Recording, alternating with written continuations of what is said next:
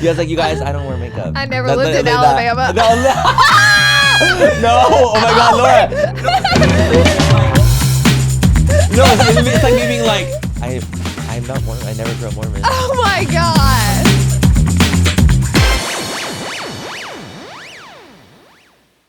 Welcome to your favorite podcast. It's Full Coverage with your host, Manny MUA. Hey. And Laura Lee. Hi, you guys. Welcome back. Welcome. To your favorite day of the week. You guys, it has just been honestly a really crazy time these past 2 weeks because the thing is we pre-filmed our last 2 episodes. So we haven't been able to really talk about the up-to-date events, TikTok ban, LA fires, and everything else. But we're here today and we will be talking about the most, we've been living in insane, baby, January has beat the shit out of us. The worst January start I've ever had, by the way, in my whole life. Actually, when my mom died was my worst January, but 100%. 100%. This one, 100%. This is a second. Babes, this is a second. This has been a time. It was honestly probably yeah, for me, I was saying, one of the most stressful times I've had in a really long time. Back-to-back situations and back-to-back scenarios. Before we get into that, let's do a peak. We've had peaks. We've had cute moments that we've had that we've shared, but some of them have been a journey through space and time. So our pit, we're going to talk together about the LA fires and our experience from it. And what happened. But first we'll start with peak. So my first peak is Mac Miller dropped a new album. Granted, he passed away many years ago. And I guess he recorded the album and had music good to go. And the record label's just now releasing it. I mean, maybe they AI'd his voice. I don't know. I was wondering about the AI because I'm like, could they take all the songs he's ever done, do an AI over it, they and then do do anything. This is what we can do. They can do AI because I worked on a project and whenever we didn't hit lines that we didn't hit, they just AI'd us to say whatever they wanted us to say, which is very scary, by the way. That's so spooky. They just literally if we didn't say a sentence to plug in a project I was working on last year, they literally just AI'd us to say it because I already had our voice picked up. So they can definitely AI him. But I don't know. I mean, maybe this is music that he had locked up and filmed and was going to release. But I think me and Manny were talking about, we were talking about who gets the money? Girl, that's what I want to know. I was like, is it the record labels that get the money? Is there a Mac Miller estate that gets the money? Where does the money go when a artist has passed away and somehow years later the artist that's passed releases an entire album, which is a very great album, but it's why did that happen? I know, does his family get the money? Who gets the quintada? Because it's got to be going somewhere. It's always interesting when they release music of people that have passed away. Now, if you guys don't know, Mac Miller is my favorite artist of all time. And my favorite album from him is his Kids album, which was his first album ever, I believe, which is crazy. But if you listen to all of his albums, his music changes constantly. The music, depending on the vibes. Some of it's rapping, some of it's he's always does completely different albums, which is a really unique thing for him. If a Taylor Swift album comes out, you know what you're gonna get. Ariana Grande, you know what I mean? Similar music, whereas his albums, they're always completely different from one another. Right. It's really unique. My favorite song from this new album is called Stoned. It's a really good song. So I like Baby, that. let's get stoned. I love that. You know what it reminds me of? How Post can literally go all over with the music too. Post is another one. He's another one that can change his whole genre. Yeah. Gaga does that too sometimes. Gaga does that. She'll do a full Joanne. Let's talk about her Joanne era. Let's talk Gaga about her changes. era. I actually really like when an artist will literally switch up fiercely. Really like it. It's cool. Beyonce did that with the country one. Kinda. Ish. It still very much sounds it's very Beyonce album. Yeah, it's very Beyonce still. But she did that. I would say that's probably her most different album from what she's done. Yeah, for sure. I think it's cool. I think it's cool when artists do that. My favorite song. What is my favorite? I have to tell you. Wait, from which one? Beyonce. My favorite Beyonce song of all time? No, from her new album. Oh, okay. From Cowboy Carter. From Cowboy Carter. I was what is that? Let me tell you. What your favorite Beyonce song I had to look up my Bodyguard. That's the best song to me on Beyonce's Cowboy Carter album. Is Bodyguard. I honestly don't know which one would be my favorite. I just like. You guys listen to Bodyguard. It's really good. So it's actually good. I start playing it, we can demonetize. They're No, I love it. I love when an artist can do different genres or tries to do that. I think it's really cool and really fun. Multi-talented. Yeah, I'm I live for that. But that's a great peak. Because I know you're listening to that shit on repeat. On repeat, honey. Oh, burning honey. it. That phone is on fire. I never get sick of Mac's music. That phone's on fire. It's on fire. My peak, I found my car keys. You guys, I lost my car keys for like 3 days, and I've literally been without my Toyota. And baby, he loves. And I love my Toyota. The Toyota. You guys don't understand. Like, I have 2 cars. I have my Jag, which is like my nice, like my car that I can like drive when I want to, like be like, you know what, like I'm, sickening. A pussy stunt. A pussy stunt. I have my Jag, but then I have my Toyota where I'm like driving to San Diego or driving to the podcast. He only drives the Toyota, I really guys. just drive the Toyota. He only drives the Toyota. I'm a big deal. Like, unless I'm going to, like, let's say dinner or like, I don't know, the gym, or like I'm doing something like where I'm going to be like, okay, if I get out, like I don't care. But the Toyota is like my everyday car. You know what I mean? Like, you have your nice car, then you have your everyday car. Everybody listening's like, they're like, what the fuck are you talking about? We don't have that actually. No, we don't, fucking idiot. But no, it's like maybe it's because like also with me, like I grew up and like people like on like in my neighbors, like they would have like their car, like they're like low riders, like in the garage with their cover over it. And then they would have like their like regular car. So I don't know. I feel like I always like kind of grew up around that, where it's especially like Mexicans, they love a good lowrider, let me tell you. The Mexicans in Chula Vista, they love a little lowrider. So they would have like their nice car in the garage. Doesn't your grandpa have one? Yes. That's crazy. Absolutely. So it's like that, and then you have like your everyday car. So it's like kind of like that with me as well. That's my goal in life, to have a vintage Porsche Carrera, and then drive mine. And just be like, yeah, because they're all manual, so you will be riding. Laura's riding through the streets, honey, on the PCH. I'm gonna get one. They're like $200,000, so I got a lot more YouTube videos to upload. Oh my God. Upload for the next 10 years. Honestly, straight. Yeah, I'm too busy now to enjoy it, so I wouldn't do it now anyway. Yeah, you know what I mean? When I have time to cruise, going down the highway, yes, top down. That exactly. Wait, the taco's down in that. Choice, if you get a drop top or not. Got it. No, yeah. So I'm like just glad I found them, because I missed my little car. I've been driving my Jag. How long? Everywhere. 4 days. Ooh, where were they? No, I'm gonna knock you out. I'm gonna knock you out. I'm gonna beat your ass. I was debating. I'm like, do I just tell a fake story of like where they were? Tell us the truth. The truth is, they're in my nightstand. How? How they end up there? I looked through my nightstand. And I didn't see that the first time. So I looked at it, I was like, so I didn't look again because I had already looked through there.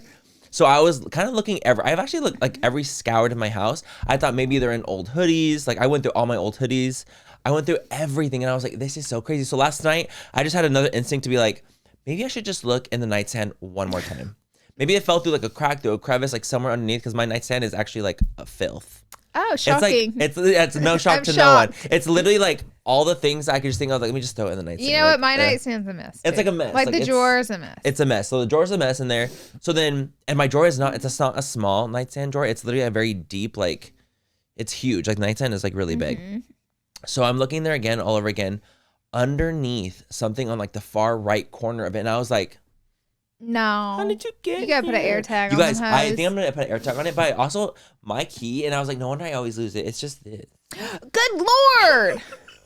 No wonder. I have only one keychain on my key, but it helps. Yeah, I think the key. I think you gotta get an air tag keychain and an air tag. So I think that because it's a little puck, I'm like, girl, no wonder I fucking lost it. I could not find this fucking thing for days because it's so small. And now I'm like, I'm putting something on it. Yeah. Because my Jag keys, they both have things on it, and I think it helps. One time, I worked for a doctor, and he lost his car keys. And he's like, Laura, I can't find them anywhere. It was inpatient. He was like, he sewed it in. He sewed it in. We gotta open you back up, baby. He's like, I can't find my car keys. You gotta find them, because he has to keep seeing patients. He's like, you gotta go find the car keys. And he's like, I went to lunch across the street at the hospital. He's like, you gotta walk over there. You gotta trace my steps. You gotta find these keys, because he's gotta see the patients, right? And I'm supposed to be seeing the patients with them, but he's gotta have his keys to go home. So I'm like, I'm on it. I'm gonna find these damn keys. I'm like searching through the grass of our parking lot, and like I am walking across the boulevard to go over across the street to the hospital. I'm digging, like doctors are like, I'm searching on the ground. I'm in my scrubs. They're like, can we help you? I'm like, no, I'm looking for Dr. Blank's keys and can't find them anywhere. So I start scouring our building, his office. I cannot find those damn keys. And he comes flying down the hallway. I said, Doctor, look in your pockets. And he goes, no. I have. I said, look in your white coat pockets now. And he goes, he I was scouring. I had figured it out because I was like, I bet you he didn't check his deep the white doctor coat. Yeah, the trench. The trench that you wear to see patients. I'm like, I bet you he threw him in that pocket of his pants pocket. Got it. When you work with someone for that many years right by their side, you know their every minute. And I'm like, dude, after I had search hand though. You literally are in the grass. In his pocket. Mowing down the grass. Yes, I was mowing like the grass out there. Like people are like, are you good, girl? I'm like, I'm looking for keys. Head to the ground, sniffing the grass for the keys. And the keys were in his pocket. It's too much. It's too much. No, the keys thing, honestly, is the worst. I posted my stories. I was like, I lost my keys for 3 days. I don't know where my keys are. And I was like, what do you guys do with that? And then everyone's like, you put an air tag on them. So a lot, like, that's just like the normal thing, which I just didn't even realize. I'm actually not like a lose keys type. Like, I actually don't really lose them very often. But this time, I've never lost them for so long. AirTags are real lifesavers. We don't put them on our keys. We should, but Ty keeps them in wallets. Oh, and we also keep them in our luggage when we travel, which is the real savior because they do not update on the apps where your luggage is, and you can literally see where it's at. If it made it to the plane, where it's at. And I remember when we got trapped in Italy. And they started ripping people's luggage off the plane because the plane weighed too much. And I checked in like 8 pieces. Oh, bitch. I've been traveling for 2 weeks. 8 AirTags. And everybody's going crazy on the plane. I told this story and me and Ty are just silently sitting on the plane because our AirTags are on. It was on board. There. We were like, ooh, it wasn't our luggage they took off. Let us just sit here quietly. I'm not going to say a word. We're not going to say a word. No. No, yeah, so I'm definitely going to get some AirTags for sure. Yeah. Now that I know that is a thing, I'm like, oh, I definitely going to be doing that. Get the AirTags. Thank you to Adam and Eve for sponsoring this portion of Full Coverage. Who wants to start having better sex immediately? Me. Ooh, and the crowd goes wild. Feral even.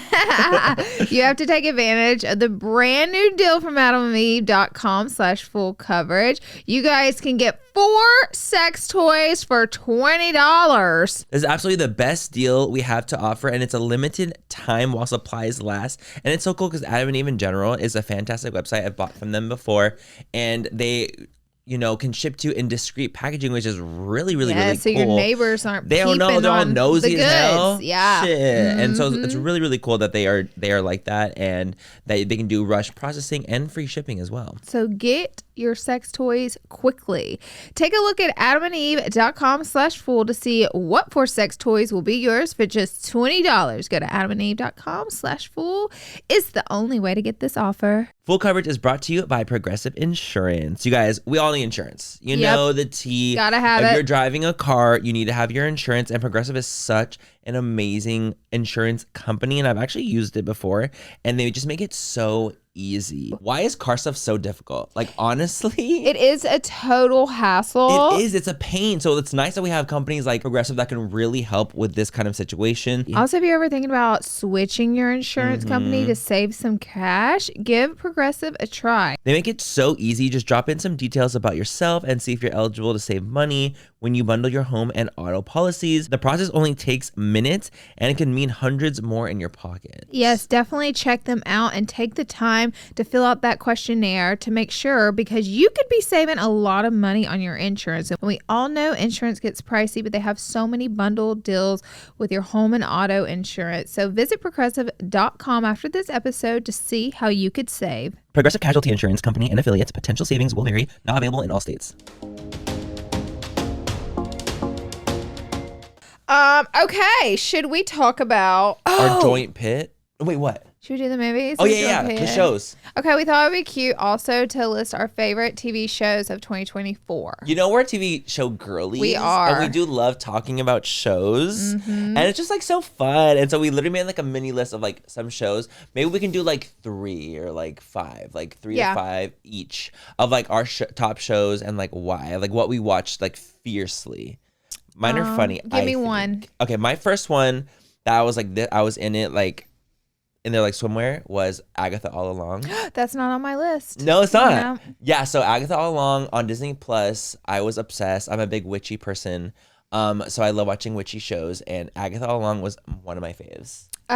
Love that. One of my faves was Penguin on HBO with Colin Farrell. Is it on your list? Yeah. I was wondering if me and Manny were going to have overlappers. Penguin, so good on HBO. You guys got to watch it. Oh, yeah. You're the one told me, and I'm not even like that. into all the Batman movies, which I've watched them on. I think they're great. I'm just not obsessed. But Penguin is different. It's it's insane because it's like the way it's done. Like it's just so well shot on top of well acted, on top of like just like great story and like great writing. So it's one of those shows like, and the thing is, I'm not into like mob shows. Let me tell you something. That's just like not my tea, not my forte.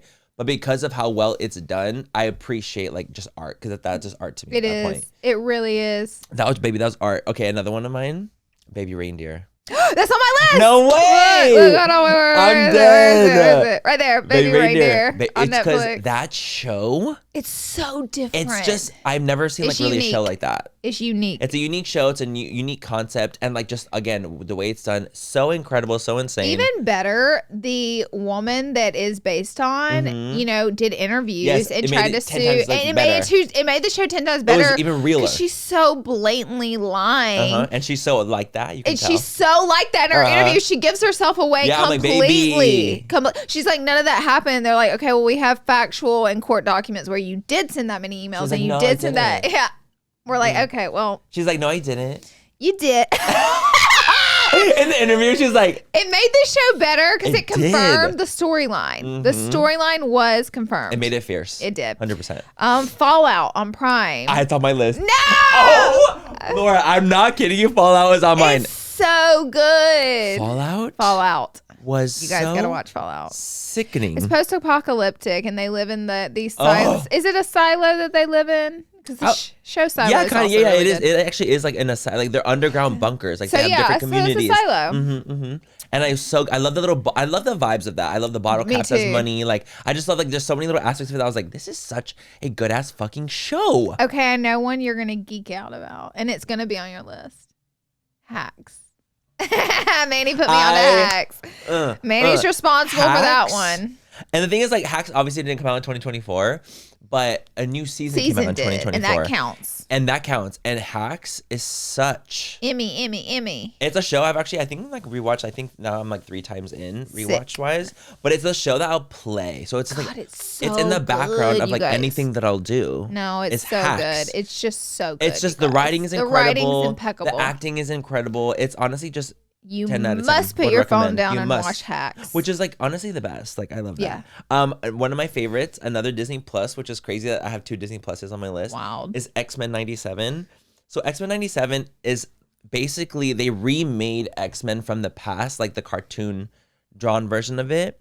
But the story, like the way that they did the animations, the storytelling, everything that happened in this one was so far beyond like what anyone expected.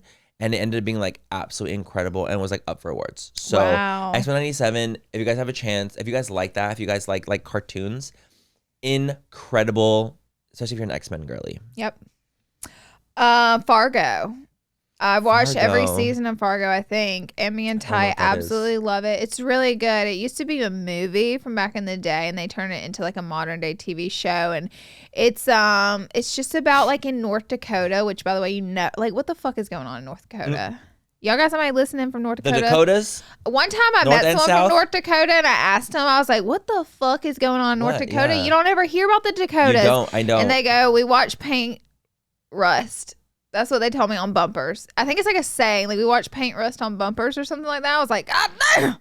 I never hear anything about. And honestly, I love the Dakota name. I think it's so cool. Oh, and they all have the Wisconsin accent too in Fargo. Do they? Like it's like that area. And it's about mobs up there, and they have a bunch of famous people in the shows, and like every season is a different story. Oh, I love so it's like really good. What's it called? Fargo is so good. If you guys like that before. If you guys like drama and like violence.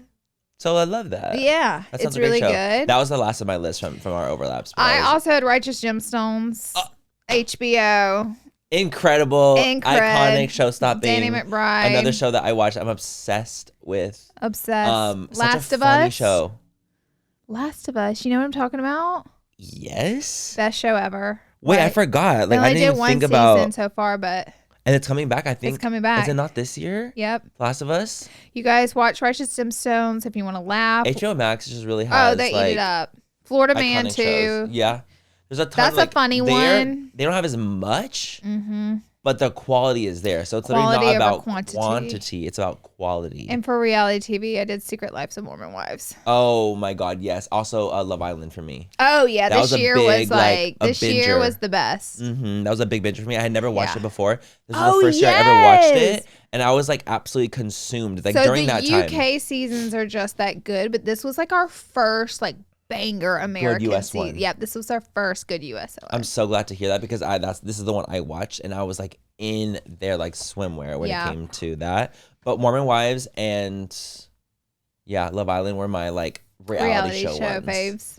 I'm excited to watch Traitors. Like it's coming out. It's rolling out now. Yep. So I'm really excited. I'm gonna wait till it's all out. Yeah. And then binge it in like 2 days. That's how I like to go about TV shows. I hate the one-offs. I'll just like wait a week. We're also watching Severance right now. It's a very complicated show, but if you pay attention, it's really good. Everyone talks about that actually, Severance. There's billboards all over LA for it. It's really interesting concept. It's like when you go into work, you go in the elevator and you go zzz, and like you don't know anything about your outside life. You only know your work life.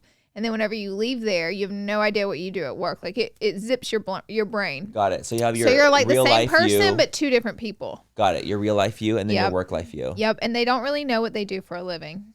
Wow. I know. It's a weird concept. I'm intrigued. Show. I want to watch that. But you can't pick up your phone or you're going to be like completely lost. And the first few episodes are boring because you're so left in the dark and you're like, what the fuck is going on? It's about like the building. The story it's the building. It's a builder. So that's why I try to give shows like benefit of the doubt in the beginning. What's the new one we just watched? I was talking to Shayla about it. The American, is it Primal? It's on Netflix. Primeval. That is a big one. Yep. I haven't watched that one. It is their like #1 show right now. It's a Western. Really? Very violent. So if you can't stand violence, do not watch it. But it's a good I know Netflix gets away with all that stuff. Yeah. They get away with HBO is really violent too. Yeah. But I don't watch TV or anything. Me neither, and I wouldn't know a thing. No, I love. I have a life, TV I swear. I love some entertainment like that. Like, I love TV. Too. I love like watching. Like I just love to like disconnect. I think for me, like I love the disconnect of it and like enveloping in a different world because I can't put my phone down and be like, let me watch this shit. So yeah, just like some random things. You guys have to tell us like what was your favorite show of the year. Like I'm so intrigued. Please tell in the us. comments. Like I want to know what your guys' top show of the year was of 2024. Let's talk about this last 2 weeks. Let's talk about, honey. Girl, let's start with the fires. Let's start with the fires. Because honestly, like obviously from the last episode, we uploaded, we put a message in our thing, but we had already pre-filmed. And so we were like going through the gigs. Yeah. I'm going to be real. Like it was really, really scary from where we live. Like we saw the fire barreling over the mountain. Yeah. And I got evacuated. Fully evacuated. The Palisades fire was the one closer to us. There were multiple fires that broke out on that second day. The first day, I believe it was Eaton and Palisades that broke out. Yes. And then quickly after that, there was like Hollywood caught on fire. You know, like Sunset, there was Studio City, like everywhere. Fires broke out. Yes, there was arson going on. Yes, I mean, it was just like a number of things. But at the end of the day, so let's break down. Like if you live in California, here are the things. It doesn't rain here. So our earth is dry. We have like desert territory. Yes. I would say like our land is very desert-like. Our plant life is all very desert-like. Cacti. So think of it like that because people had a lot of questions. I'm from Alabama. It is literally the opposite of Alabama, the atmosphere here. It's dry. Very, very, very. It's desert. The air is dry here. It's not humid. It hasn't rained here since last April. We're almost going on, think about this, guys, a whole year without a droplet from the sky, okay? So we're super dry. Now, every year the Santa Ana winds come in. It's honestly beautiful when they come in. No, you have a few stunning. like beautiful windy days. Everything is really dusty, but because it picks up a lot of our dry dust. However, this year it was different. They were strong. They were so strong that the Santa Ana winds were going at 100 miles an hour, guys. That's a Category 2 hurricane with no rain. That's what we were in. So for me, I've lived in my neighborhood and home for 7 years. And the first night, no fires. They're warning us like Santa Ana winds, Santa Ana winds. Warning. And I'm like, what? A warning on wind? Like I haven't really gotten that before. Yeah. And that night I go outside and the wind, I have never, ever, since I've been living in California, seen the winds that strong. to the point where the first night there's no fires, but I can't sleep because our trees are being bent like twigs. And it's scaring me because I had someone in my neighborhood tree fall in their house and it killed someone. So I'm so scared. I am watching the palm trees bend like twigs. Like I have never seen wind. It blew 4 shutters off of my house. Okay, just to give you perspective of how strong the winds were, the shutters flew off of my house, okay? Shingles are flying off people's houses. Trees are going down. It's crazy. So I'm like scared to sleep that night because I think a tree's going to fall on my house. Not the fires. The wind. Okay, so just to understand, you cannot fly a helicopter in 100 miles an hour winds. You can't really even put out a fire in 100 miles. Like, you can't even get on the ground. Really. You can't do anything. When it's that windy. So then the fires broke out. Y'all. Girl, and you know what was really gaggy? You guys want to talk about something really gaggy?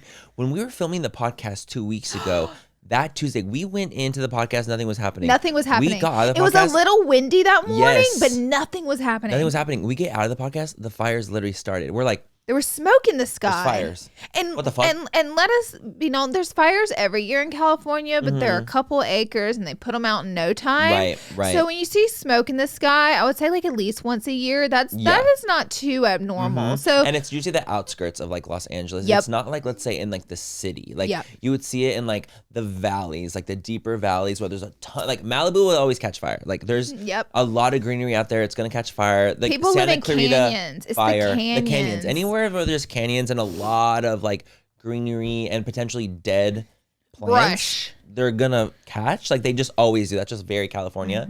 But it never really happens like, let's say, like the Palisades or in the San Fernando Valley or on Sunset. Like that just doesn't really happen like ever, you know? So the fact that these fires broke, like when we got out, we were like, they were like, traffic's going crazy. The fires. We were like, fires? We were like, what caught on fire? Where's on fire? So we drove home that afternoon, and then the winds went fucking crazy. Feral. The winds were crazy. The wind warning was insane. And then, you know, where the fires were, like the Palisades fire and the Eden fire, they started to grow and grow and grow, and so quickly, they were growing 5 football fields per minute. Imagine. That's how fast those fires, because 100 miles an hour is how they were being pushed. The winds were being pushed. So is the perfect recipe for a storm. You're surrounded by dried brush. The earth is drier than it's ever been, not a drop of water in it. And now you got 100 miles an hour winds pushing massive flames. I mean, that we are torched. So it ended up like they grew to like the craziest sizes. Palisades fire is the worst fire in Los Angeles history. Like this was the worst disaster in the history of Los Angeles. Literally the worst natural disaster in over history. 10,000 structures, which means business, community, and homes were burned. Which, like, again, for Los Angeles, it's very not common. Like that, like literally never happens. Like never. Fires will break, absolutely. And like Malibu, the homes don't break. They don't like go up like that very often. Like that's just not a thing. No. It literally, guys, the fire reached the water. Like it literally was on the ocean. It's on the ocean. The fire would have kept growing west if like there wasn't water there. That's how intense it was. I saw a lot of comments asking, you know, why couldn't they stop it? Why couldn't they put it out? We could. So how you stop a wildfire, and trust me, I know more about fires now than I've ever known in my entire life.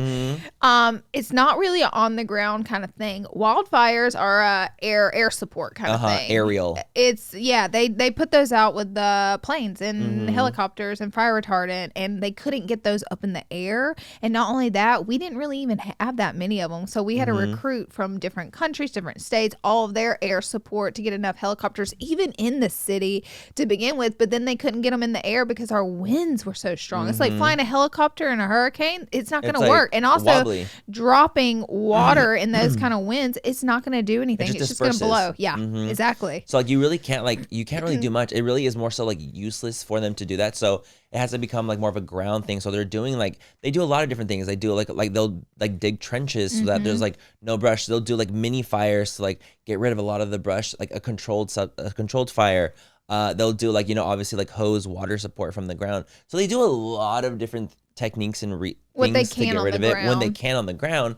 But really, like the things that's gonna really stop the fire is the aerial support. And because there was literally no you know, the winds were so strong, there was no aerial support at the time. Like there was nothing. It's like grew. Because listen, there's a lot of debate. It's like our leaders failed us. Were we not prepared? Or was this just a disaster that no one could have possibly ever been ready for to begin with? I think it's a little bit of both. It's a little bit of everything. I think it's a little bit of, I think it was the perfect storm. I think it's a little bit of both. The fire hydrants in the Palisades ran out at 3 a.m. while these flames were blazing higher than ever. So there's no more water to be had at this point. And the fire chief literally went on and said, fire hydrants are not meant to put out wildfires. They are there to put out a structure fire. Therefore, if a house, 2 houses catch on fire, that is why we have fire hydrants. They're not meant to fight wildfires ever. We have a wildfire on hands. And just so you guys have perspective, Eaton Fire destroyed a lot of communities that are lower income, and those people are, I mean, it's horrible. It's horrible just, for anyone. It but is. The Eaton Fire took out very low communities, low income communities. I think it's very important that we put a lot of our attention in helping to rebuild those communities. At the same time, I have to say, you know, my heart goes out to everyone. Palisades is one of the most sought after neighborhoods in all of Los Angeles. It's on the outskirts of Los Angeles, and it's like this movie scene. It's this most beautiful community you've ever seen in your life, and it's right off the coast, and all these people live in the canyon. So Palisades is where y'all see me running every single weekend. I spend every weekend in the Palisades, and my life goal was to sell both of my homes and get one home in the Palisades, which is very hard to do because it's such a sought after community. And that's why you saw in the news so many celebrities' houses burning. Celebrities live everywhere in LA. A lot of them live in the Palisades. It's like a fairy tale land. I'm telling you, if you drive through there, you would just be like, oh my God, like the homes, it's just so beautiful. It is gone. It no longer exists. It is just completely leveled out, and it's unbelievable. It took me days to understand the concept because it was so shocking, like just so shocking to understand that happened so quickly. It was so fast. It was so fast. It was like overnight. It was gone. Just complete. The community, even the beach burned down to the ground, down to the ocean sand. My beach is closed. Like it's done. So it's just horrifying. And with that being said, the Palisades fire traveled all the way from the ocean to where we live within a matter of 3 days. Friday night. Insane. Manny got evacuated. Okay, Manny lives across the street from me. So I'm like, what the fuck? Bro, we literally, so I was evacuated. Like I was in an evac zone. Laura was not in an evac zone at all yet, but she was on the line of an evac zone. So I was like, okay, so if I evacuate to you, we could evacuate to like my family. So like just in case like if things got crazy, we could, you know, we had places to go, which we were really, really lucky and fortunate to have that. But yeah, the cops were going down my road. They were going down my street. And they were door knocking, being like, you guys have to get out of the house. They started barricading my street. So I actually couldn't go back into my house because there was barricades through my streets and all the streets that were close to mine. So they were trying to prevent looters from going into evacuated neighborhoods. So in LA, I mean, it was cool because in a matter of days, they called in the National Guard and servants and police and first responders from every state surrounding to help. So basically what they did, because they realized we have a looter problem, they arrested over 40 looters, which is fucking crazy, by the way. Is insane. Victims running for their lives, you're going to loot. Anyway, so basically what they did, if your area got evacuated, they would have multiple police and army trucks lined up at the top of streets and to not let looters in, which it did solve the looter problem. Absolutely. 100%. It worked. It worked. But the thing is, like, the gag was you couldn't even go back in to your own neighborhood because it worked so well that you couldn't even go back. Even if you had proof that you lived there, they're like, you can't go back. They were not taking any chances on people, you know, stealing IDs or looters. They were taking no chances. And the looting stopped. Yeah, looting stopped. It was like 40 people. Imagine a city of 9 million people, you know, you got 40 people. I mean, it's not terrible. I mean, they were able to like nip that looting. It could have been a lot worse. Could have been a lot worse. It could have really been an absolute, like, because so many were evacuating. Because the evacuation zones got so big. There was so many evacuation zones. And so I ended up being at Laura's for like 4 days. This podcast is sponsored by Orgain. Orgain believes real nutrition has the power to make a real difference in people's lives. Orgain is famous for their organic plant protein powder. It packs 21 grams of complete protein with all 9 essential amino acids. All Orgain products are made with USDA certified organic ingredients. So I know I'm getting the nutrition I need without the things I try to avoid, like soy ingredients, artificial sweeteners, flavors, or preservatives. Plus, their products are handcrafted with high quality ingredients. I think Orgain is so cool because it's plant-based. So it's like if you are someone who is vegan or vegetarian, I think it's a really, really great option for you guys if you're trying to gain some muscle. And it's super, super simple. Orgain is made so you can literally just add water and go. No more time-consuming prep to get you the nutrients you need. Plus, from protein bars to shakes to tons of other nutritional products, Orgain has something that the whole family will love. Remember, there are no quick fixes when it comes to your health. If you want more protein, give Orgain organic plant protein powder a try. Head to Orgain.com/full and use code FULL for 30% off your order. That's the best offer you'll find, but you have to use our code FULL for 30% off. One last time, that's 30% off. Head to Orgain.com/full and use code FULL.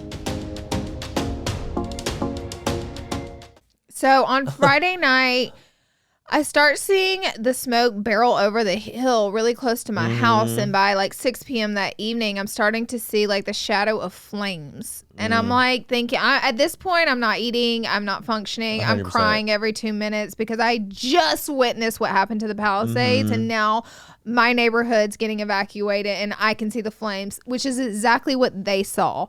And it's the Palisades fire that's coming my way. It's the same fire that just destroyed in a complete and total community. So, like, I'm not eating. And apparently our whole area report. So I read a big report, aftermath of what happened in my area, which broke down. Thank God I didn't read this report. I think that was after. Oh, thank God it was after, because if I would have known what was really happening, which I didn't sleep one wink that night. You already didn't sleep. Neither did I. By 12 a.m., I went upstairs to go to bed or just to lay down. And the flames were barreling. I mean, it must have been like 60-foot flames. I have video footage from my balcony and it is insane. I was like, this is it.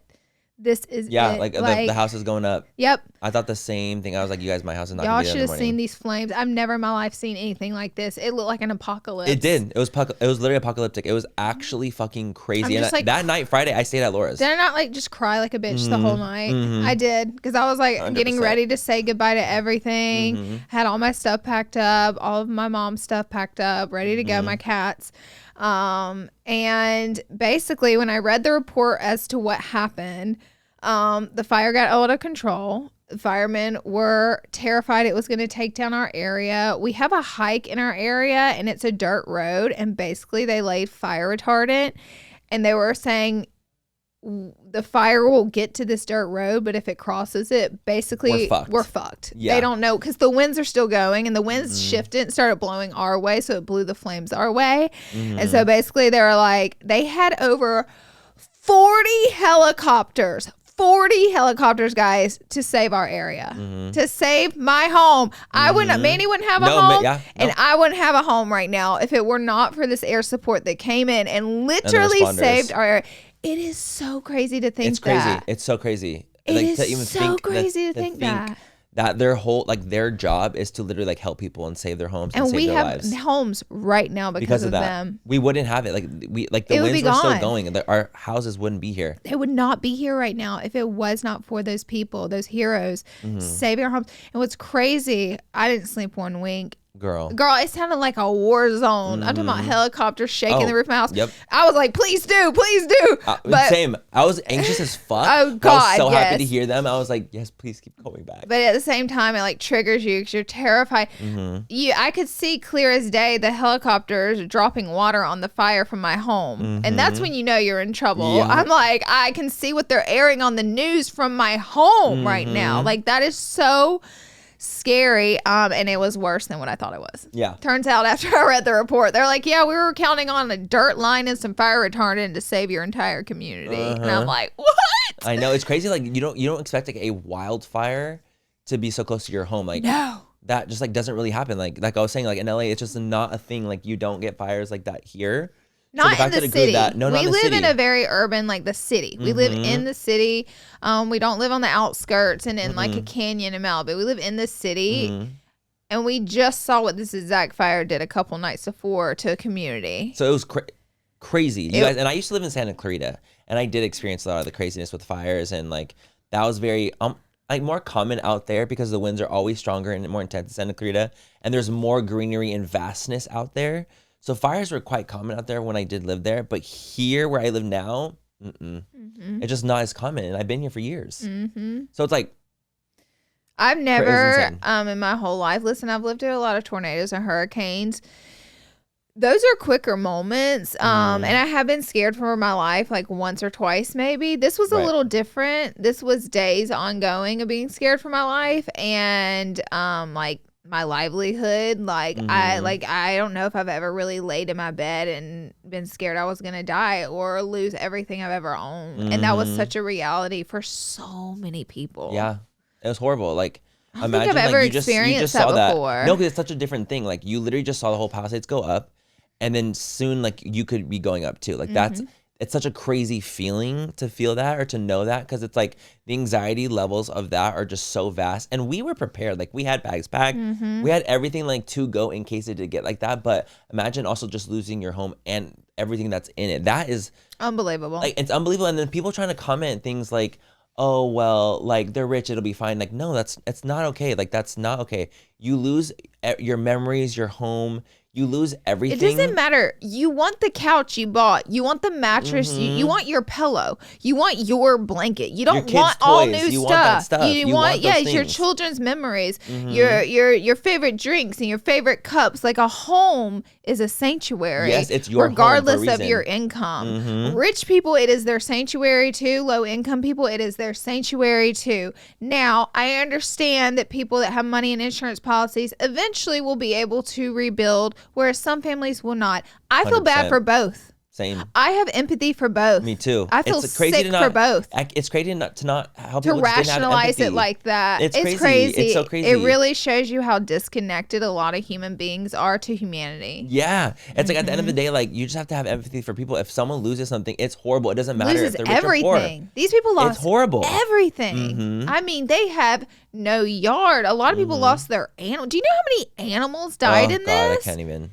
Do you know how much wildlife died in this? I mean, it is horrific. The whole thing was horrible. People have lost their lives. I think the Eaton fire, they're at 27 deaths. So, I mean, this goes way beyond, oh, they're rich. Oh, LA's full of just rich celebrities. No, if your goal in life is to watch rich celebrities burn to the ground, you need to take a fucking real life at yourself. A reality check. You are the problem. Much. Yeah, 100%. And like you can be very understanding of like, you know, like different areas being affected differently because of the money and circumstances. Absolutely. And that's true. It's not like it's not, but having empathy is just so simple. Like just to understand where people could be coming from. It's horrible regardless. Regardless, it's horrible. Losing that is horrible. It's horrible. So it's like you have to really think about like how horrible it is for anyone to lose their entire home, all their memories, and like their way of life is gone. So like that's horrible just in general. So it was honestly like literally the worst week ever. Like truly, it was just horrible. It felt like we were in quarantine all over again. I was very grateful to be with Laura and Tyler during it, and like Zaya and I came over. We literally were there for 4 days, like just completely displaced. And I've never really been displaced like that before, where I had to be evacuated in that circumstances. So I was like, I felt very off. Like every day I was very off. Like I couldn't go home. Felt very just strange. So I donated a ton during this time. Like, oh my God. We found it very important to especially show a little extra donations and care to the areas of lower income that are going to struggle more in the rebuild. Yep. Me and Manny donated a ton to various, including a huge one was the Pasadena Humane Shelter. They took over 500 animals into the point where they're taking in horses and sheep and anything that comes their ways, to the point where right now they are building out warehouses to keep these animals because the shelter just blew up, and they basically said, we no longer need cat food. We don't need any type of donut. We just need money because we're going to have to start doing surgeries and healing these animals and building out shelters for them to keep them. And they're currently flying out animals to other states because they're so full. To house them, that takes money. So I donated a ton of money there to the LA Fire Department and to the Eaton Fire, to the people of the Eaton Fire who lost everything, who I know is I mean, let's be very real. It's gonna be very hard to rebuild with a low income. Oh my God, so hard. And Yeah. like there was a lot of GoFundMe's I saw people from Eaton, and I donated like there. I try to donate some to like as many things I could see and spread it out. So yeah, I'm deep in the donate. I was deep in it. And we're going to continue to donate. Yeah, absolutely. Because the thing is, LA, I mean, God, we're such a beautiful, beautiful community. I mean, I've never seen anything like it. LA really came together like this though for this. LA really is the city of angels. I mean, and we really showed that. Our community really showed that. Me and Ty did 2 big runs of donations. My management company was hosting a huge drive, and I thought that was a beautiful thing. Shout out to Range. Yeah, so sickening. I made sure and donated a ton there. I don't have one piece of new makeup in my home, and I'm still working on giving out the rest of the used makeup. It's a little trickier, but totally. Listen, it's going. All of it's going, including money. And then we went to the store, and also we're not just donating our used shit. I bought a ton of stuff that's brand new that these people can use, especially baby to baby. So lots of places to donate. Me and Manny are going to continue to donate to take care of our community, because we're so grateful to have homes. Oh my gosh, like by the grace of God. So blessed, so lucky. And like it's just crazy because like I felt like almost like so helpless in that situation too. Yeah. Like because it's just, obviously me in my house, it's just me. So like I get even more spooked because it's like me alone. So I'm really happy to have them and be able to go there and feel like I could go somewhere here in LA.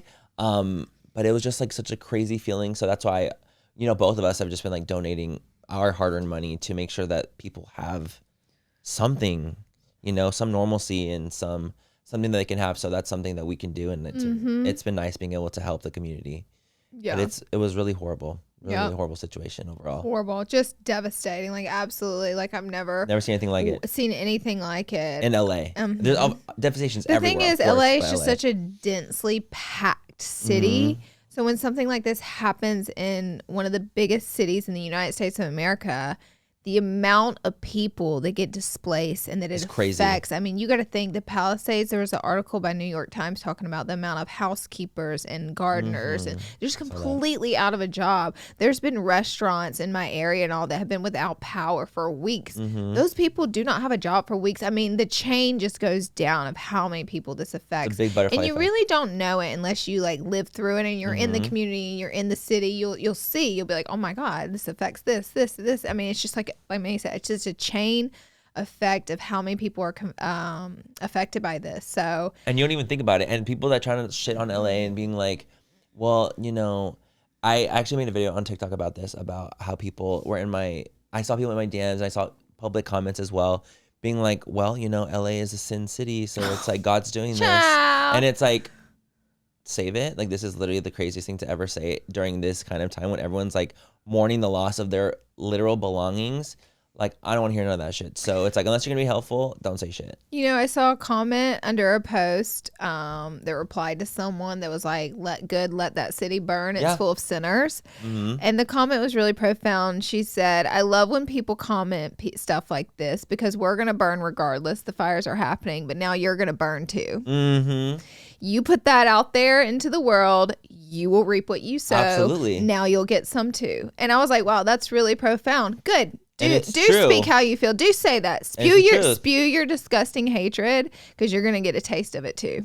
That's just how it works. That's just how the world works. If you wish that badness upon people like that, it's always gonna come back. You'll never really escape that. Your clock is ticking. So what's happening is happening to us regardless. So now you'll get some too. And for all the people talking about the sinners of LA, okay, well, whenever the fire broke in Sunset, they missed West Hollywood. They missed every single they missed gay. The gays, babe. They missed the gays. They missed the gay community. They missed the gay we're clubs. Sinners, like y'all what do you think God misses? Oh, he doesn't make mistakes, baby. Exactly. So it's like, there's no like, common sense. Common sense isn't common. It's not. For a lot of people, it really is not common. It's just like the most ignorant mindset you could possibly have. And it's like people like literally, and it's like, you guys, there's sinners everywhere. Let's be fucking real. Like, let's not like act as if like one city is worse than the other. Everyone has fucking shit going on. There's always a part of me that's like, are you just talking about the gay community? Are you just say that? They absolutely are. Like, they're talking about the gay community or people that do corn. Like any of those, you know what I'm saying? Like, it's things like that. Like they just want to assume the worst. But like again, LA is not just a city filled with the entertainment industry. That's just not what it is. It's just not what it is. If you live here, by the way, it's people from all over America and the world here. I mean, it is just like pluck, pluck, pluck, pluck, pluck. Look at me. I moved here from Alabama with a dream and a hope holding on to my ass. And LA has just, it is, unless you live here, you won't know how magical it is here. It is a city of magic. It's a city of angels. I mean, and dreams. And like people like, again, LA is literally like it's undescribable. It really is. It really is. And I think LA is like, again, it's a city that people come to make their dreams come true. A lot of the times, like that, it's like hope for a lot of people. It's literally the land. Yeah, it's the land. It's the land. It's the land of magic. This is the land, and I can speak from that because I am a person who sacrificed everything and took a risk on everything I had and ever known to come to this land with a dream. And LA has given me so much that I can't even put it into words. So. Yeah, it's crazy. No, it was very emotional seeing it go up in flames. Yeah, 100%. It's just crazy. I mean, honestly, like, and on top of that, being so close to it. We were like, that too. That was trauma. That too. That was like traumatic. Y'all, like, I was so annoying. I cried for 2 days. Man, he was probably like, Jesus Christ, girl. But I just could not. Whether it was like the fire's getting closer, I'm crying. The heroes that saved us, I'm crying. The evac fucking alert that we got. Laura called me immediately. Do you remember that? Y'all, they accidentally sent evac notifications to like everyone in the city. They meant it for the Kenneth fire only. Yes. And whoever's in charge of that button, they sent the emergency evac Amber Alert to everybody's phone in the city pretty much. It went off. Laura called me like, we're getting evacuated. I'm like, no, we're not. We're not. It was a mistake. Shut up. You got to pack everything. Like I was, thank God I stayed calm, right? No, I know. Thank God I kept it all together. You guys, no, and I literally was like, no, because I started looking into it. And I'm it was a mistake. Hyperventilating. I'm losing my mind. And May's like, no, Laura, it has to be a mistake. We're not leaving. And I was like, they don't make mistakes. I was like, no, it doesn't make sense. Yeah, I was like, no, it doesn't make sense. It doesn't make sense. Like tracking, because obviously we all had like the Watch Duty app. Like everyone's tracking everything. I'm like, no. So we looked into it. It was a mistake. And then they sent a mistake alert. Literally like what, 10, 15 minutes later? They're like, how y'all doing? My bad. I'm sorry. I was like, are you fucking kidding me? Literally. I just shat my heart out and try to make everybody run for their lives. It's go time. I literally, y'all, they put me through it. In what world was I the calm one? In what world am I the calm one? Yeah, that's how crazy it was. It just because it got so crazy, the fucking alerts. I'm gonna tell you something. So I never. No, remember when Ty's phone was off? Oh my God, Ty turned his Apple Watch off after it had been turned off for days, so the Amber Alert came through the phone. Late. Me and Manny turned white. we were all in Laura's room, and then we heard it. And we're like, we literally jolted, and we were like, oh my God. Okay.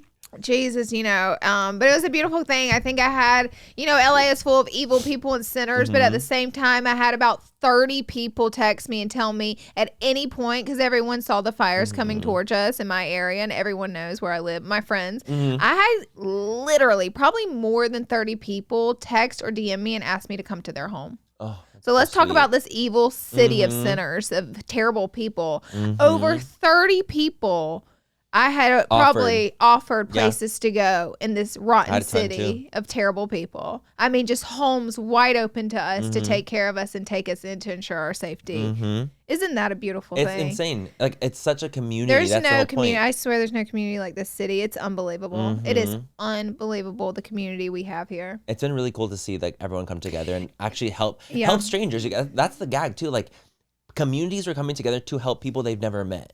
That is really cool, and that's a beautiful thing. And for it to be such a visible thing, our community helping our community was really, really nice. And I don't think you really see that a lot, and you almost don't expect it, because you're like, people can be all about their world and their own life. And so to see people coming together, donating. It gave LA an opportunity to show up, and my God, they did more than show up. You couldn't even get your car into a donation center because, they had signs everywhere, donations full, donations full. Someone I knew literally went to go donate and was waiting in line, and they were like, we can't even accept any more donations because it was so packed out. That's what happened to us. We got turned away, and we found another area to donate, but that is a good thing. Yeah, it was incredible. Great, beautiful, it's a beautiful thing. It's a city of angels. It's not a city of sinners. It's a city of angels. Yeah, so we just want to talk about it real quick because that was literally our life for the last 2 weeks, and like it felt so crazy So crazy, just did. like dystopian. But then moves into the next thing that was the like next also week, dystopian. which me and Manny didn't even have time to like Girl. think about concept. The TikTok ban. And me and Manny are like not even talking about it. We don't even care. Didn't talk about it, like, because we're honestly. just like worried about our livelihoods, to be honest. Literally, I was still displaced at the time. Like I literally was like, I haven't even been able to go back to my house. Like I was like so unwell mentally. Just I'm like, is my house gonna make it? Is it not? Like I was freaking out. But then of course we get into the TikTok ban that was like literally impending the following week. And everyone's like talking about it, and it's like, what's gonna happen?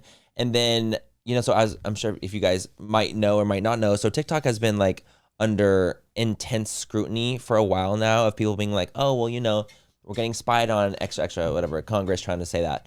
So then they've been trying to essentially ban TikTok. So it's kind of been all up in the air, and we've been leaving it to the Supreme Court to be like, no, it's the law that was passed to ban TikTok and any app that the government sees fit is constitutional or unconstitutional. Supreme Court unanimously said it was like not inconstitutional, or it wasn't against the amendment rights. So they passed it, and basically that Friday, like the Friday that just passed a couple days ago, they were like, yeah, it's gonna be banned. It was looking pretty bad. It's crazy because like the amount, like, yes, it's a fun app for people to be entertained by. Yes, and I think that is majority of the app. But there's also thousands and thousands of people and families that I know that is their only income.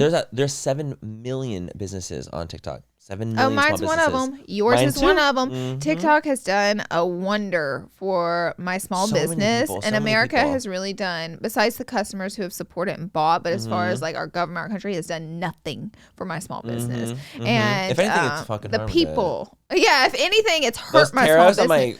Baby, tearing my small business to pieces. Same. It's like, damn, you really don't want us to survive, huh? No, literally. And then you have TikTok come in, a Chinese app that wants to help the little guy. That has helped my business immensely. Yeah, they do. They target the little guy. You think TikTok targets these big brands? They really just kind of let the big brands do what they do and win on the app. And then they go in to these small brands that are trying to do what the big brands are doing, and they support them. They give them contact, support, resources, host our lives for us, resources, and they they help us grow our tiny brands. And that's what TikTok is. Like, it's not just about like, just the funny videos that happen. Like, there's communities on TikTok. There's people's livelihoods on TikTok, and not even just from the people watching, people that work in American TikTok. Like, imagine all those people's everything gone, like in an instant. And so the gag is, you guys, it did go dark for 14 hours. It really did get banned for 14 hours, and it's just silly. It's fool. Silly. Boo Boo the Fool. Honestly, it's boo boo. It's clown. It is clownery. Because good and well they did not have to turn it off. No, the thing is, like, I feel like there's, obviously there's all these conspiracies and things going on, and it definitely did not have to turn off. Did they sell a portion of it? That's the big one. Because when it came back, they said the owners no longer said CEO of TikTok. And then there was something with Meta. Facebook had a page. That's what it was. Facebook built a TikTok page when it came back. Do you know what the real theory about this is? I'm scared. Is that they went dark for 14 hours to change the algorithm. Yeah. To take away the algorithm that they had, to change it to Meta's standard. That's what the theory is, and that they almost had to go dark to get their job done behind the scenes. To get their job, to get it done behind the scenes, and so. TikTok, that's what they're saying, is like TikTok really went dark for that reason, to take away what they like feel is prized, like their algorithm, and then change it to Meta's algorithm. I would believe that, but the thing is, TikTok will eventually die if Meta took over anyways. I mean, they always do. Yeah, I tried to scroll on Reels for like a whole night. It was horrible. It was so bad. Yeah, it kept showing me devastating car wrecks and palm tree trimming videos. Now, what the fuck are they doing? Mine are only funny dog videos. That's all I get on Reels. That's all I got. So I'm literally like, why is this like my thing? So it was bad. So we went dark. So what was really crazy too. So before it went dark, it was literally like, you guys were working with the president to make sure like it's gonna come back, right? Goes dark. Then the next message the next morning is literally like, thank you so much to the president for making sure that we're gonna get you back. So it felt like, when you're looking at it from that standpoint, I think that they think we're all stupid. I really do. You have to think of it in the way of like, let's say someone, the president, who originally tried to take it away, right? Trying to be like, no. Who started the whole thing, right? Started the entire thing, takes your phone, puts it in the drawer, like, no. It gets passed, and so it gets passed, and then now the president's being like, oh, well, I love TikTok. Let's bring it back. If you guys don't think that's propaganda in some way, you have to be just living under a rock. You guys have to really be active thinkers in these kind of things, and don't just let what's being shown to you be your reality. Like, it cannot be. You have to be active thinkers, not smooth-brained. You really need to think what it could potentially be. If you see propaganda being shown to 170 million Americans from a message, starting it, goes dark, so everyone's panicked. So it comes back, and the message shows up, be like, the savior of TikTok. You guys, you really need to think. It's propaganda. It's literally, you cannot think that someone that's saving the app, the person that's saving the app is the one that tried to take it away in the first place. Yeah. Let us not forget. Let us not forget what the actual reality was, that is the case. So you can be grateful that something is back and be excited about it, but also not be so foolish to think that the person that brought it back isn't crazy and didn't try to take it away in the first place. TikTok is worth, I believe they said, $50 billion. 100 billion. America is going to get their slice of the pie. Baby, 100. They're not going to let a $100 billion company run rampant through this country and not get their slice of the pie. Exactly. America runs off capitalism. That's what it is. And that's what it is. And that's what it is. And that's what it is. Mm-hmm. I mean, and the CEO is like, hell no. But then America's like, well, we can just take everything away. And then you won't get any slices. And so obviously now that we're seeing what it is, what the messages being shown, it looks like the CEO is in the president's pocket. So it's kind of like it kind of is very, things things are adjusting. Things are going to be changing. It's not going to be the same platform as we can obviously tell. If they sell, which they're going to, they're not going to. So now that we have this 90-day extension, that's basically what happened, right? So it got reinstated because now there's a 90-day extension. If TikTok doesn't sell at least, I would say 50% of the company, 50% is what they're saying. It would go away, right? It would be gone. So they have to, in the next 90 days, get rid of 50% of the ownage. But the problem is, for TikTok, I don't think the app is going to be worth it if they lose their American audience. Oh, right. You know what I mean? So at this point, it's like, okay, we got it. No matter what, you're not going to sell 100% of the company. But I think they're like trying to figure out, like, what if you sold, let America get 50% and then you get 50%. Like, they're trying to figure it out. Figure out how we can get the slice in our pocket, basically. I feel like with what it is, like, obviously, we're just like we're literally a rock and a hard place. Like, obviously America's gonna be like, no, we're gonna take something. Like, they're trying so hard to be the country like that the country does. They love to just take from other things. Like, that's just always what it's been. So they want to take something from this, right? So obviously TikTok's gonna be like, okay, we need to obviously give to keep America on TikTok. Do you know that I saw an article where there are like 20 million millionaires living in America? Did you know that many people in America have $1 million? I didn't know that. I didn't know that either. Why are they called? Yeah, way more than I thought. I was literally jaw on the ground. I was like, wait, how many millionaires live in America? I'm shocked. Which I will tell you this, and numbers get really skewed and hairy. If you live in Los Angeles, California, and you have $1 million or like a $1 million home, you are not rich. Right. Not in Los Angeles, or probably not in New York City. It's perspective. Because like I would say like a $1 million home here is probably like a 3-bedroom home. No. Less. Damn. In Los Angeles, like, let's say if you're like, is so expensive. I was like, if you're, depending on where you're living, like if you're living in an area that's, really makes, safe and, not intense and sickening, you can't even find that. Oh, no. There's no million. So it's a little shed. It'll be a shed. Lot of land is normally over $1 million. Like the patch of grass to build it, you normally would be over $1 million in any remotely decent area.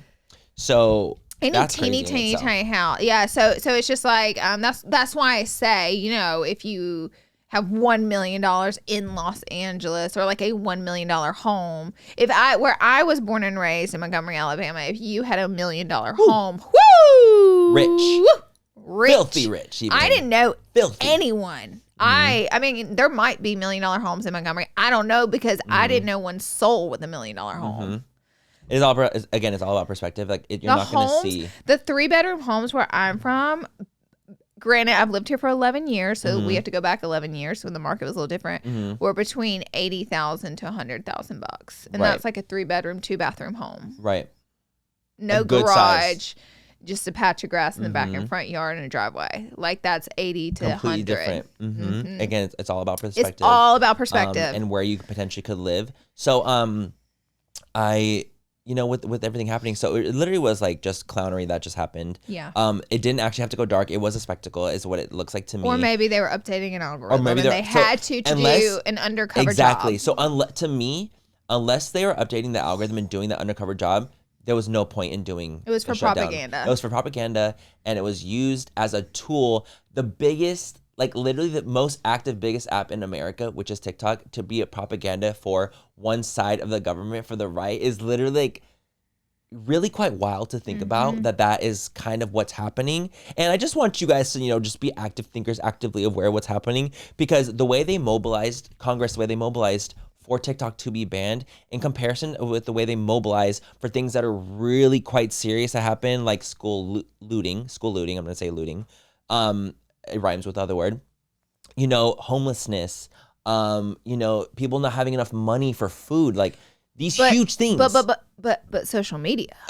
But TikTok. But social media. But TikTok, they mobilized this for is a first-hand problem. It's the money. It's the money. It's the $100 billion company that is the focus, honey. Make no mistake. Yes. So it's like the thing is, what I feel very happy about is that people, because of this social media app and different, like, they're not so foolish to think that that's just the case. People, I feel like, are actually picking up on what's actually going on and being more aware, and yet might not know than I have ever seen before. And it's so nice that people are really like plugged in and tuned into like what could really be happening. Because of social media, it's so interesting because it's like, because of the thing you're taking away, people are more educated and more aware of these topics because of TikTok. Yes. Because it spread like wildfire. Like people were very quick to be like, no, we know exactly what you're doing, which is very interesting. They think America's stupid. Yeah, I'm gonna be real, and I'm sure there's a lot of stupidity. It's absolutely the truth. It's true. There's a lot of dumbness, but I think that when you have people being like, "Hey, this could be actually what's going down,"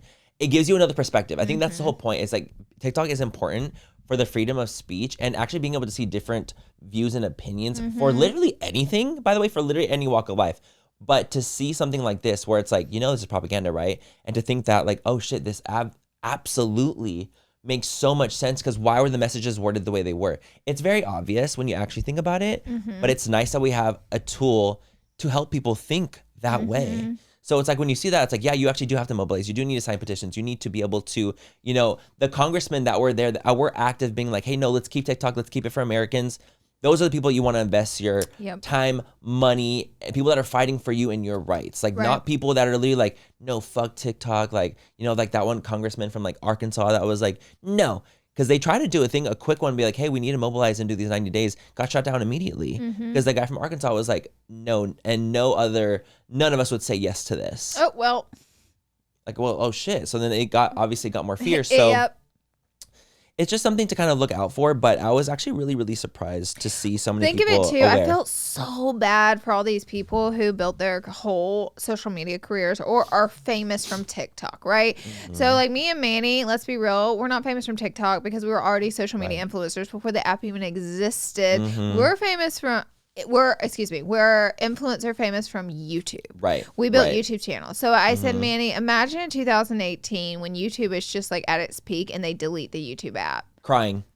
I'd be bawling my eyes out. I mean, so that's what happened. And me and Manny are so blessed. And we talked about this and we acknowledged this, how blessed we are that TikTok is technically our smallest app.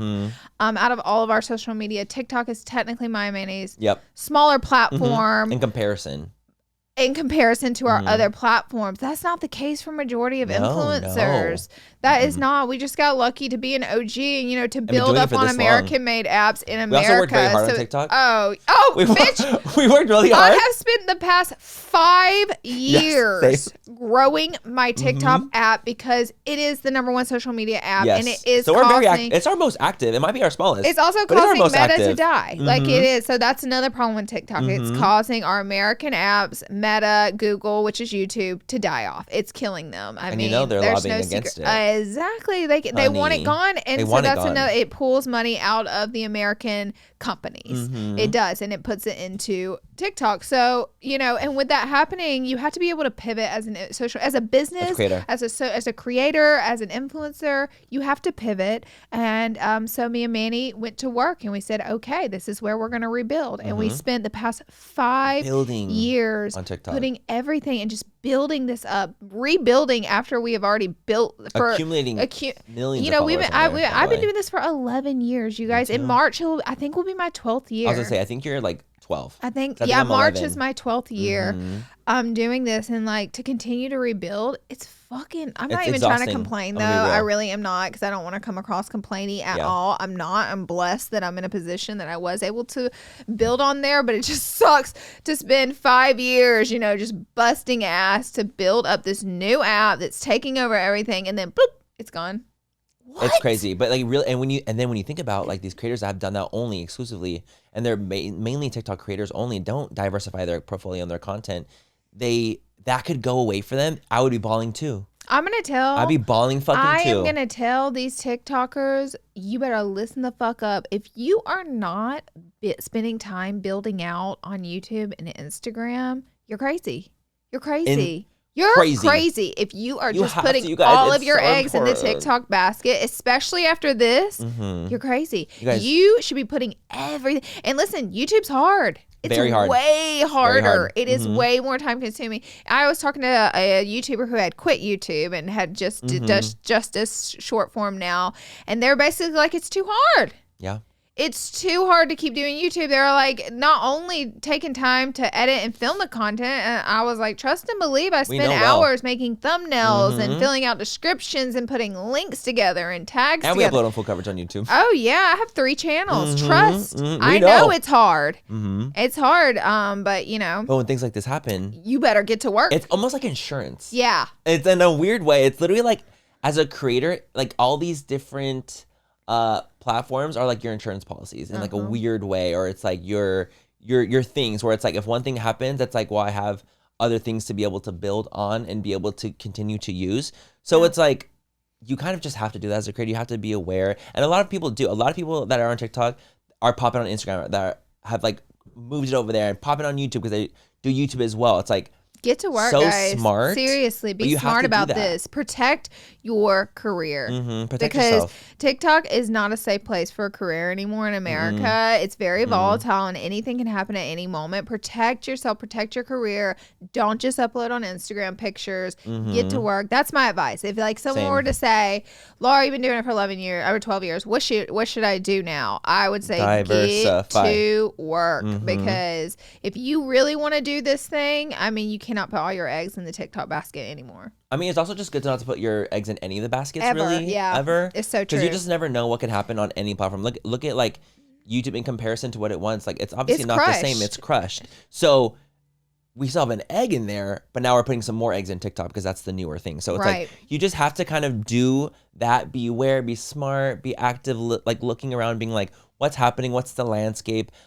It's just really, really important to do that as a creator. And if you want to be a creator for a long time, that's the goal. If you want to be a creator for a long time, and this is like your, gonna retire as a creator life. Like, how blessed and lucky are we to have been doing this for 12 and 11 years? We're the luckiest bitches in the world. We're the luckiest blessed bitches in the world. But this is the thing. Let us not forget, we became YouTubers before YouTubers became YouTubers. Right. So like people, I mean, everybody, you go to a high school, what do you want to be when you grow up? I want to be an influencer. That's what everybody says. we did something when it was unheard of, ridiculed for it. I mean, remember Not you would be not making money for it, doing everything for free, building it up ourselves. I mean, we're pioneers to something. Right. And when you pioneer something, sometimes you fall flat on your face and you get nothing for it. And sometimes you get the cherry on top and rewarded for it. In our case, we got heavily rewarded for it. And I'm so grateful we took all those risks and all those chances. I mean, I literally left everything I ever knew and it took a huge risk to pioneer something that didn't even really exist. It was so tiny, and I was and it wasn't even making any money, and there were no brand trips when I moved out here to California. It was hope. It was literally hope. It was a whisper of hope that we were riding on, and a dream, and like it paid off, and that's part of the reason I work so hard on social media. You guys know that, and Manny does too, and have all these different outlets because it's always been my hope and dream, and like. I love it. I'm so passionate about being a social media influencer. You guys know that. I mean, it's and undeniable. we're lucky to have you guys. Oh my God. Like the fact that you guys have stuck with this and like even doing this adventure that we have full coverage. Like this was something that we started a few years ago being like, this will be a fun thing. And the fact that it's grown to what it is and the amazing guests we've had. And like, we've been able to be like, not only are we YouTubers, TikTokers, we're podcasters too. Like we literally have We wear many hats. And we're so lucky that you guys have joined us like on these journeys and continue to follow us through all these different platforms. Like we're blessed to have you guys too. It's not just that we're blessed because we're hard workers. We're blessed because we have you guys that are there with us. Whenever they see like you're passionate and you care about something, like our audience and the people that watch this, they know how much we care about our podcast. They know how much we care about our social medias and how much they see it. So they're going to care about us because they know that we're not just here for a quick cash grab and like we don't give a shit about them. They know that because we show up and we're always there. Like I feel like people aren't stupid. You know what I mean? Like they know who cares. They know who they're connected with, who's connected with them, and who really cares about it. And they connect with those people. Yeah, and they can see it. I think they can see past bullshit. Actually, even doing that, let's go back. TikTok ban the videos that people made being like, now that it's going away. Oh, confessing their lies. Confessing their lies. Some of them were really funny. Like some of them I thought were hilarious. I only saw funny ones. I did not see any bad ones. I saw some of the fierce ones. So I was literally like, tell me a fierce one. Okay, a fierce one. I thought it could not be that fierce, but I just think it's crazy because you built something off of one thing and that thing was a lie. So I'm like, that's crazy. For example, so I saw 2 workout ones that were like, so my confession is like the workouts I show you guys, I don't do them myself. Oh. So I'm like, so you built your entire career off of doing workouts that are not your workouts as a fitness creator. I think that's crazy. I think that's lying. I think that's buffoonery and foolery. So it's like, to me, you get your audience to trust you doing these workouts. Like, this is going to work for you. This is going to be so sickening. You don't even do them. Yeah. That's crazy. That's crazy. That is crazy. And it's like you out of yourself, vibes. You out of yourself. Some of them I think are funny. Like, for example, Meredith, the foundation one. I'm like, girl, I've been you. You guys, Meredith Duxbury went super famous in 2020 for slapping globs of foundation, like a full bottle on her face and just rubbing it in like a thick moisturizer. And like, I'm so sorry. But if you believe for 1 second that she was keeping all of that on her face, it's impossible. It would be because at the end result was like perfect makeup. I'm like, you guys, at this point, it's not even her fault. No, it's like that was just her. She just saw that. Obviously, people were loving it or like they hated it, but she was doing it as like almost. It was polarizing. A polarizing thing. So obviously, you're gonna do it. And the thing is, if you're taking a soaking, sopping wet beauty blender and putting it all over your face, it's gonna take off like half the layer. So of course, it's like that. Some of them were just like very like funny and like obvious to me, but some of the ones I saw that were like the fitness being like, I don't even do those workouts. I was like, that's crazy. Also, there was a funny one. Is it Kaylee May or Callie May with the ice cubes? In the beginning, she didn't really do ice cubes as much, but she would make the cool ice cubes with the fruit in them and all. And she was like, I never used them. She was like, my family and friends did, but like, I didn't use them. But I mean, she went so viral. Like, that's fucking funny to me. Like, so some of them I think are like really ice cubes, funny. Bitch. It's ice cubes. You're going to be all right. It's not manipulation just because she's making. She never said she used them. She showed herself making them and they turned out really cool. And they did great. So one I thought was also like kind of crazy where I was like, damn, you built your whole audience on this and you're just a liar. Was another one. It was a girl that as like a mukbang person that does these like copious amounts of food and she was just like eating them for the videos and making it seem like she was eating the whole thing. And then she did a thing that was like I never ate all of it. I know that. Like, we know that as it's because I'm a creator. We know that, but because we're creators, I'm like, okay, it's so obvious. But it's like funny how you build your audience off of one thing, and that one thing is a lie. That is, I think, is crazy. La. And I was really like, of course you did eat all my that. My confession was that I use my Dyson way more than my wall vacuum, and I like my Dyson better than my wall vacuum. But because my wall vacuum has gone viral so many times. That's not like a dirty thing. No, that's what we like. That's funny. It's funny. Yeah, it's funny. And a lot of them I saw are really fucking funny. And I'm like, duh. Yeah, a lot of them are like, no shit, like obviously. But some of them I was really like, I think it's a good thing because I think it, again, allows people to be aware. Mm-hmm. Aware. Anybody will do anything for views. Honey. Everybody wanted Michaela to come on and do the Ardell Lash. I saw Everybody was like, Michaela, just tell us. I've seen viral videos that were like, Michaela, just tell us. I think she just got paid so much. She's like, why rattle that? Like, let me just let it lie. She's going to let it lie. I really wanted her to be funny, and I wanted her to come on and go in a British accent or something. I would. And be like, the accent was fake voice. the whole time. Oh, that would be so fucking funny. Like, see, like some of them like were really funny to me. Like I actually enjoyed a lot of them that were like hilarious. But it was wild. Like that, to see that, like the gag is that it's the people exposing themselves. Yeah. It wasn't even like people exposing them for their lies. They exposed themselves. Or like people like being fitness. It was really more so the fitness people that I saw. I didn't see any of those, or else I would have been 100% on board with you. Because when I saw your TikTok, I was like, "What do you mean? All this shit is so funny that people are exposing themselves for." I was really kind of like, "Oh my god! Like, what are you guys gonna do now? Like, now that TikTok's back, like y'all just expose yourself. Like, hey, y'all, are you gonna get literally? It's like, what are you guys gonna do now? But also, I think about the aspect of like, let's say Michaela did come out and was like, it was a lash. Let's just say that happened. It was an Ardell Wispy. It was Ardell Wispy. TikTok goes away. That doesn't mean you don't have Instagram. That doesn't mean you don't have, like, you're gonna be held accountable somewhere. Don't you think? Michaela said, "Hey." She's like, "Oh, it ain't gonna be me." I ain't saying shit. I feel like, wouldn't you think about like potential, like let's say if it's a bad one, like let's say it's like a horrible take, right? Okay.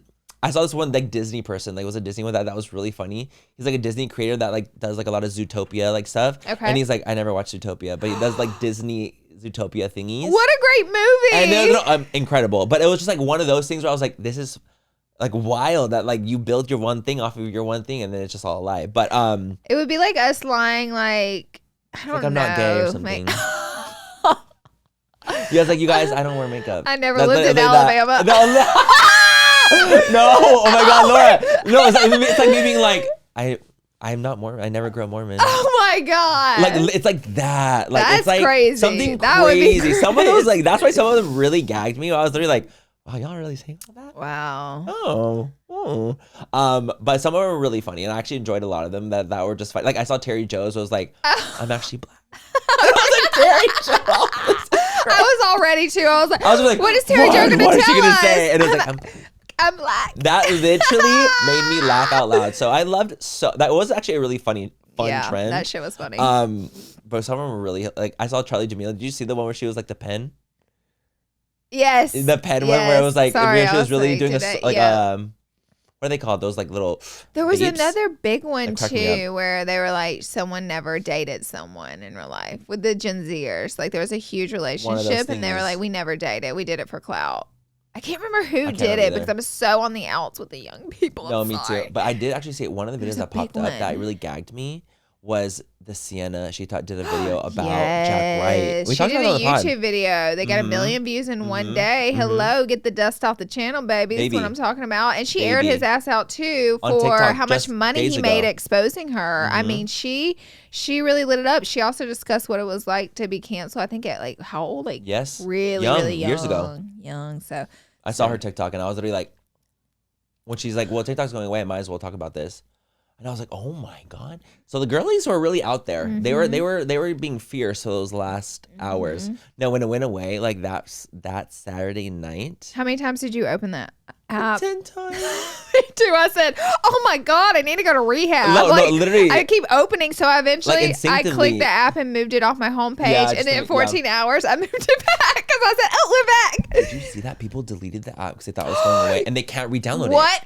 Wait, why not? Or do they have a pause on downloading the app right now? Yes. Oh, Lord, you fools. So they couldn't go. And I was like, why would you delete it so quickly? Why would you delete it so quickly? My God. So that people had deleted the app. Deleted it off their phone. They can't re-download it. Ain't no way. They can't fucking re-download it. No, Joe was actually cracking me up during the thing. It was James crashing out. James I was laughing. Was cracking. He was cracking me up. He got on the VPN under the pillow. He's like, you guys, I don't know if you can hear me. It's James from America. And I literally was like, this is actually quite funny. He was on the fucking local news. Yeah, he was on the news.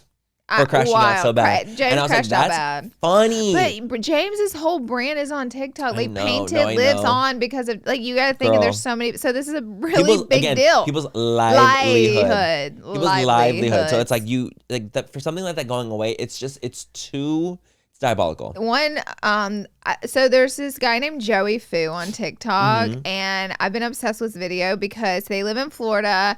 And they're super, super, I don't want to use the word normal, but they're just like a super like normal family of 3. And he went viral in like around 2020 because it's a unique situation. The wife goes to work and he's a stay-at-home dad with 3 kids, and he cleans and cooks, right? But he does it like he power washes the inside of his house, and like I don't know, he's just so wild and crazy on there, and I love his channel because you never know what he's gonna do next, but they're just so family oriented and real. That's what I should say. Yeah, you can they're tell. real. They don't have the all white kitchen and the marble countertops. I'm describing myself, but you know, like like everybody's perfect little home they show. It's just a real home, and they show their real lives and their messy, and it's a beautiful thing, and I love to see it. It's so refreshing. So I'm connected with them, and he blew up like 1 million views every single TikTok. Wow, blew up, and I've been able to slowly see them transform their lives through this app, and they were able to get an actual car that fits their whole family in it. And like his wife, I can tell, Sam, she's so beautiful, but she's able to like get her nails done. You can tell it has helped supplement the income of their family, because they were a one income family. He's smart though. He took it straight over to YouTube immediately. Exactly what it was. But I saw his stories on TikTok before it went down, because like this is how he's raising his 3 children. Like this is real shit, people. This isn't a spoiled rich influencer going on a tart trip. This is real life, them paying their mortgage and bills for this. And like how upset he was, I was like, oh my God, this shit is breaking my heart. Like it's about to fuck these people. No, it literally is. And like, you know, like people like making fun of like people crying on the app, like not realizing that app changed people's lives and has made their dreams come true. Like again, it's a lack of empathy. Same with the fire like situation. Alex Earl's gonna be all right. She's gonna be just fine. All her crying videos, it did crack me up. But I get it. I get it though, because Alex Earl, again, no one would know who she was if it wasn't for TikTok. That's her whole empire she built. And if it goes away, yes, a fraction of her does go away. But it's like it's that same concept like of like she's going to be fine, she's going to be okay, and like yes, absolutely, but it doesn't mean I still have that it doesn't for her. suck. It doesn't fucking suck to have to like it didn't mean that she didn't work to try to get what she got. What do people want her to be like? Oh well, I don't give a fuck, I'll be all right. Is that what people want her to post? You know like, what I mean? Like what do you think? Like what do you think they're gonna say? Of course, Like, she's devastating. It's devastating. It's a devastating thing. Like in general, like it just sucks. So it's like I think people just again when people are like making fun of influencers, people crying on their thing, being like, you know that like they worked really hard for that and it's changed their lives. It goes to show you how much people count on it. And it's not just the influencers, it's everyday people, it's families, it's so much more than that. Everyday people that are counting on this app to pay their damn bills. I follow a lot of family people. Yes. Hello. So yeah, that's pretty much it for this episode. Thank God we have it back for now. I hope they can come up with a solution. And I hope in these next 90 days, every single TikToker does everything they can to build out their other platforms, because that's what I would advise, since it is very volatile right now. Very extremely. And honestly, I really hope that the app doesn't die in that way, where it's like, let's say Meta taking over. If Meta takes over, it's going to really... It will crush it. Fuck shit up. It will. And the thing is, those people that are exposing things happening in the world, exposing things happening in the United States, like really giving you guys the insider tea, they won't have that anymore. That is not on real. They don't want that to be seen. They will not let that be seen. They do not want that to be seen. They don't want people to have different walks of life and different opinions. They want it to be an all one opinion kind of thing. So I'm really concerned about. Isn't it crazy they're not even allowed to have the app in China? They have their own version of it, I know. But they're not even allowed to have TikTok in China. And China's a communist country. Yeah. So us not having it here, what does that say about us? That's fucking crazy. When you think, again, reading between the lines, like that's fucking crazy. Like we are the land of the free, then let us be free. So it's quite spooky. Yeah. So just be active thinkers, think about it, you know, and voice your opinions and concerns when you can. And we'll see you over on TikTok. We sure fucking will. As long as we can, we're going to be on there. We're going to be on everything. But thank you guys for being here on Full Coverage. And, Full Coverage has grown because of TikTok. Yep. It's helped us grow our YouTube clips, platform. Yeah, it's helped us so much. Has. So, and I'm sure a lot of you guys have come from TikTok from seeing the clips that we've done on there. So we're really, really grateful to have it and continue to have it. And hopefully it stays. We'll see you guys in our next episode. Bye, guys. I love you. Pluto TV is the place for movie fans like me. And TV fans like me. They've got something for everyone, and it's totally free. You can binge laugh-out-loud sitcoms like Frasier. And rewatch cult classics like Higher Learning. Whether you're in the mood to solve a little crime before bedtime with NCIS or Tracker. Or curl up with a surefire hit like Forrest Gump. Run, Forrest! Pluto TV has thousands of movies and shows, all for free. Pluto TV. Stream now, pay never.